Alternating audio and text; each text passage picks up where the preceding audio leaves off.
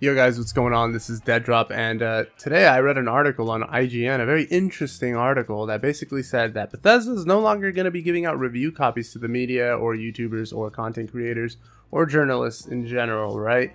And the reason why they said that they're going to be doing this is because they want everyone to experience the game at the same time, right? They don't want any spoilers out there. They don't want you to know what the storyline is about before you actually get to experience it firsthand, which I'm calling bullshit on that, because if you honestly don't want something to be spoiled for you, you're not going to watch it, right?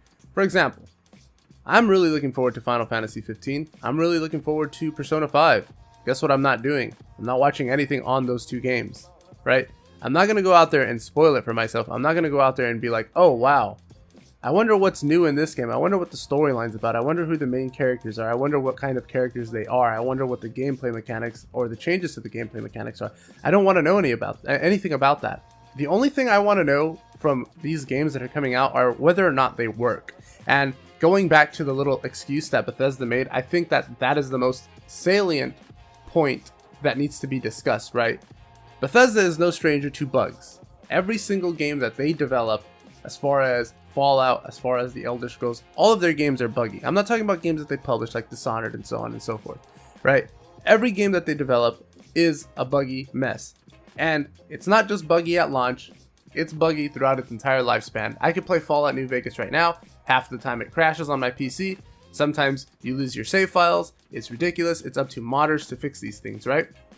So when they say we want everyone to experience it at the same time, what they're actually saying, they're saying that because it's, good PR, but what they're actually saying is we don't want you to know that our game is broken, basically. And I'm pretty sure that every year for like the past 4 years, we've probably had at least 10 to 15 broken games at launch, and it's getting worse every single time a new year rolls around, right? These developers are talking about, oh, we're gonna go 60 frames per second in VR and HDR and 4K, and it's just like, dude, you guys can't even do what you're supposed to do now, right? And you're telling me that you want to go and go this much further with gaming? Now, let me get the one thing straight before I even go off on another point that I want to make. I don't care about reviews. I don't take reviews seriously. I don't use them as something that should influence my purchase if I'm looking at something like storytelling or gameplay, right? Because at the end of the day, a review, all it is somebody's opinion on a title. Now, their opinion can mean more or less to me depending on whether or not I know who that person is, right? If my friend, who I've been friends with for, let's say, my entire life, we've all played the same games, he knows what kind of games I like, I know what kinds of games he likes. If he tells me, hey, you should check this game out, chances are I'll probably check it out. But if some random Joe Schmo on IGN or on GameSpot or on Polygon or on Kotaku or on YouTube or Twitch is telling me, hey, check out this game, number one, you're getting paid to say that. Number two, I don't know who you are. I don't know what your pedigree in gaming is. I don't know what your favorite games are. I don't know what your history is. I don't know what you specialize in.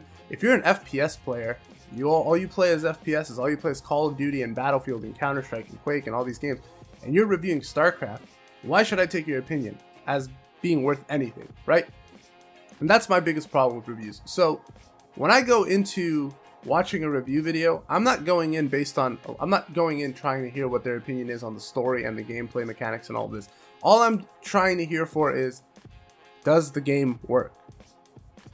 Before, I never cared about reviews. I never read reviews or anything like that, right? But now that games are coming out broken, you better believe I'm watching people like Angry Joe. You better believe I'm watching people like Total Biscuit, because I'm not going to go out and spend $60 on a title that is broken, that doesn't actually work, or that is buggy, people's faces are missing, things are getting stuck in the ground, you're falling through the map, all of these different problems that we're dealing with now. Or if the game is just completely terribly optimized, as in Batman Arkham Knight, right? So, on the PC anyways. So, going back to the point that I wanted to make, it's funny that Bethesda is trying to tell us to wait because they're looking out for us. They're looking out for the consumer. They want us to experience the great games that they're putting out. But at the same time, I can't even say this shit with a straight face, but okay. So they want you to wait. If you want to review on the game, if you want to know what the game is like, they want you to wait until the game releases and your favorite reviewers put out a review, right? But at the same time, Dishonored has pre-order bonuses months before release. So they want you to wait to buy the game and hear a review, but they also want you to pre-order the game to get the pre-order bonuses. Does that not sound like a complete fucking conflict of interest? Or is that just me?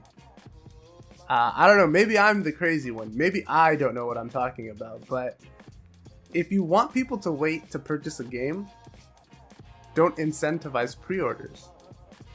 What you're essentially telling me is you have no confidence in your titles as far as from a technical point of view, right? You don't believe that your games will actually work at launch.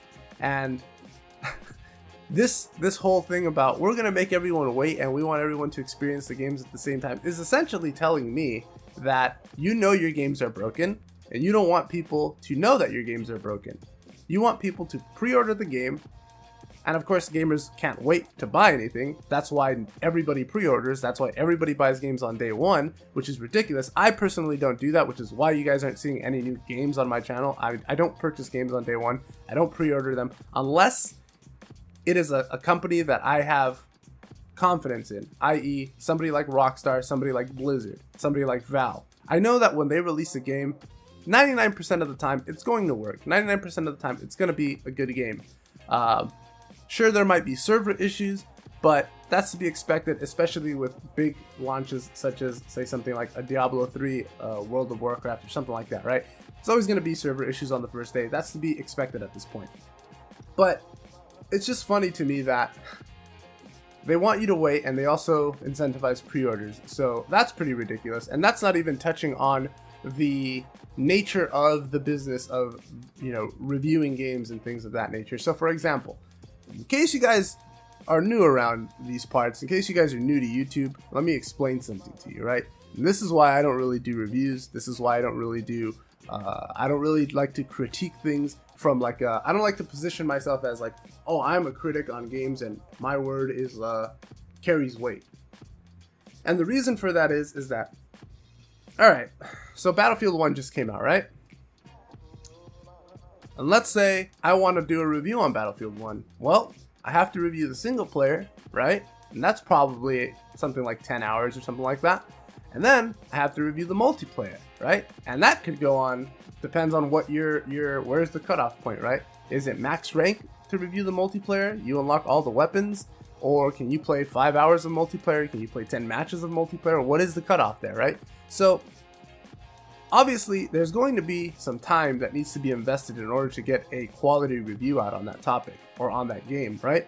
Because obviously, I'm not going to play a game like The Witcher 3, which is something like 45 hours worth of gameplay and story, and I'm not going to put out a review the day it comes out, assuming that I bought it that same day, right? Which is what would be happening under Bethesda's new policy. So now, one of two things are going to happen. Well, it's not one of two things, it's just one thing is going to happen. Reviews are going to be worse because people are going to be trying to get their reviews out as soon as possible to reap the benefits of ad revenue and to reap all the traffic for being the first people to release their video or to release their review, right? So how does that benefit consumers? How does that benefit anybody except for Bethesda? Any ideas? Do you guys have any ideas, or does this seem like the industry is basically telling everyone to go fuck themselves? Because that's what it feels like. And I wouldn't be surprised if Bethesda isn't the last to do this. I feel like they're the first to do it, and they're starting to set the precedent. They're setting the guideline, I guess, and you're going to start seeing other companies like Ubisoft and who else makes broken-ass games? Everyone. At this point, everyone does, right? Pretty much damn near every single company does it. So I wouldn't be surprised if other companies follow suit. At the end of the day, for me, as an individual, and for people who think like me, again, like I said, I don't take reviews seriously. I don't care what somebody's review is. The day that I saw IGN give one of the Pokemon games something like a 7 or a 6 because it had too much water, I was like, all right, This is out of hand. People don't know what they're talking about. Anybody that has a microphone and a keyboard and a computer and has access to YouTube now thinks that they can critique games and their opinion is worth something, when at the end of the day, listen, I know that somebody out there told you your opinion is valuable. The truth is that it's probably not, right? It's probably not as valuable as you might think it is. It's probably not as valuable as somebody who's an expert in that genre, right? I don't ask a mechanic. If I'm a heart surgeon, I'm not going to ask a mechanic to tell me about heart surgery, right? Yes, he operates on cars, but the two are completely different, aside from the fact that you can use the word operate, or that you can kind of draw an analogy between the two, right? So when I go into a review, I'm simply looking, does it have the right PC options? Does it run properly? Or is it a completely buggy, unoptimized pile of trash?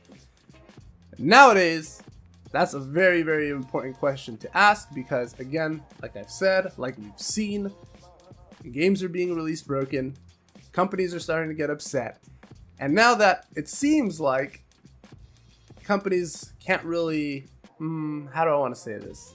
I don't want to say this and come off, well, whatever, fuck it, I'll say it anyways. Companies are essentially bribing YouTubers and Twitch streamers to play their game and say that the game is great and not say anything bad about it. And now that people are starting to get on them for that, they're like, fuck, what do we do now? Oh, I know, we'll just make up some bullshit and say, hey, we want you guys to experience the game at the same time because we want to not spoil it for anyone. Alright, man, I guess. I'm not buying into it. Again, I don't buy games on day one. I don't pre-order games. You shouldn't either. It's about time that people get their heads out of their asses and they realize that no matter how much you want a game, the game is always going to be there, right? It's not like games are being released broken and then they're getting recalled. No, they're still sitting on the shelves. You go look at games like Call of Duty 4, Call of Duty World at War. The multiplayer is completely hacked to death, but you can go to GameStop and probably still have to pay something like $25 for it. So there's no sticker on it saying that it's hacked to death, or there's nothing, there's no kind of warning. But enjoy spending your money and then complaining about a broken product afterwards, right? So please, I urge you. Number one, don't pre-order games. Number two, don't buy them on day one. I understand people who run YouTube channels. Listen, man, I get it. You got to be the first one to get your content out there. But at some point, you got to have some integrity and realize, I'm not going to do this if the quality is trash. Because yes, you're going to get, let's say for example, I'm the first one to put out a review on a game that just came out today. Sure, I put out a review, and sure, that video got, let's say, 100,000 views. But 100,000 people now know that I'm bullshitting for 10 minutes in a review video. Now, is that the kind of attention that I want? Probably not. So, in my opinion, it's better to wait and put out a quality product than to rush out a product just to reap the traffic and the ad revenue. Now, I know some people got to put food on the table and you got to do what you got to do. I'm not going to sit here and disrespect the hustle. If that's what you want to do, go ahead and do it. But I'm telling you guys right now, I'm not going to do that shit. I'm not going to support bullshit. I'm not going to sit here and pretend like everything is okay and that companies have our best interests in mind when it's very, very obvious that they don't. So with that being said, leave your comments down below. I would say don't support Bethesda, but I feel like that's up to you to decide if you want to do that or not. At the end of the day, I just say don't pre-order games, don't buy them on day one. If you're a YouTuber or somebody who makes a living off of this kind of stuff, I can understand. But if you're just some random person who, you just play games casually or whatever, dude, don't do it. Don't do it to yourself. Don't do it to your wallet. You're going to end up hating yourself because the next time you purchase a game, it's going to be broken. And you're going to go onto some forum or some Reddit or on Twitter or Facebook or something complaining about it, and nobody's going to give a shit. So I'll talk to you guys later.